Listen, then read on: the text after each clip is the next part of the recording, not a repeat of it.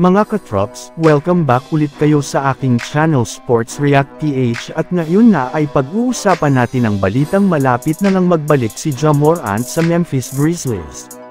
Pag-uusapan na rin nga natin ngayon dito sa ating panibagong video ang balitang tinapos na nga daw agad ni DeMar DeRozan ang kanyang trade sa Los Angeles Lakers.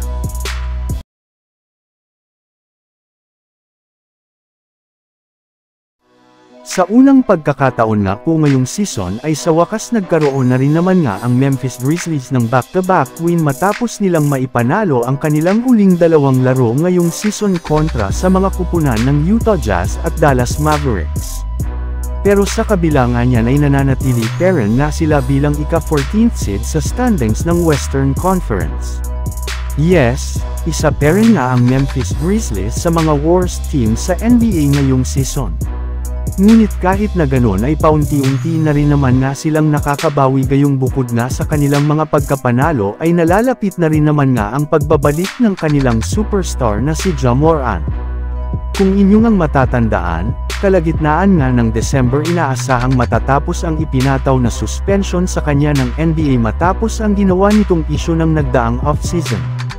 At base nga sa pinakahuling inilabas na balita, sa darating na December 20 na nga daw po posibleng maglarong muli si Ja Morant sa lineup ng Memphis Grizzlies sa kanilang magiging game kontra sa New Orleans Pelicans.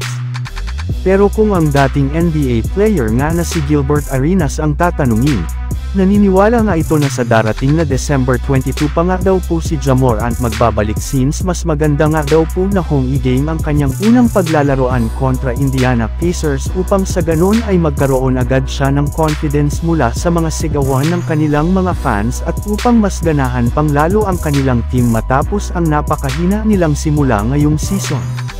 Samantala pumunta naman tayo sa ating sunod na pag-uusapan ngayon sa balitang tinapos na nga daw agad ni DeMar DeRozan ang kanyang trade sa Los Angeles Lakers. Alam naman nga po ninyo mga katrops, na isa nga si DeMar DeRozan sa mga pinakamalalaking pangalan ngayon sa NBA na inaasahang magiging available sa trade market ngayong season. Medyo hindi na rin naman nga ito napapakinabangan ng husto ng Chicago Bulls dahil sa mahina nilang performance sa kanilang mga nakalipas na laro at sa pagbagsak nila sa standings ng Eastern Conference. Kaya dahil nga dyan ay plano na nga siyang kunin ng Los Angeles Lakers sa pamamagitan ng isang trade. Ngunit ayon nga sa pinakahuling inilabas na balita ngayong araw, mismong si DeMar DeRozan na rin naman nga ang nagsabi na ayaw niya nang lumipat at maglaro pa sa kupunan ng Lakers since hindi nga malinaw kung anong role ang ibibigay nito sa kanya sa kanilang kupunan. Kaya kung siya nga daw po ang papapiliin ay mas gugustuhin nga daw ni DeMar DeRozan na lumipat na lamang either sa Miami Heat o di kaya sa New York Knicks ngayong season gayong inaasahan nga na magkakaroon siya dito ng mas magandang role at mas makakatulong siya sa mga nabanggit niyang kupunan ngayon.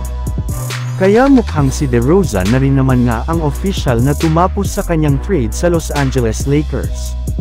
So yun lang nga mga katrops ang handog ko sa inyong storya ngayong araw. Sana nag-enjoy kayo. Please like and subscribe my YouTube channel Sports React PH para sa iba pang storya at update patungkol sa NBA. Kita-kits muli sa ating susunod na video.